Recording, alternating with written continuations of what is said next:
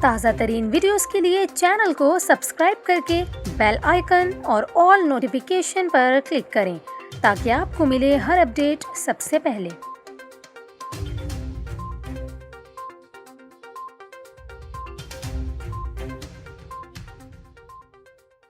السلام علیکم، news 24/7 Urdu service میں خوش آمدید۔ ناظرین، آپ کو بتائیں کہ وفاقی حکومت کی جانب سے ملک بھر میں ہفتہ عشق رسول صلی اللہ علیہ وآلہ وسلم منانے کا فیصلہ کیا گیا ہے۔ وفاقی کابینہ کے اجلاس میں وزیر مذہبی امور نے ہفتہ عشق رسول صلی اللہ علیہ وآلہ وسلم منانے کی تجویز دی تھی، جس کے بعد ملک بھر میں ہفتہ عشق رسول صلی اللہ علیہ وآلہ وسلم 12 سے 19 ربیع الاول تک منائے جانے کا فیصلہ کیا گیا ہے۔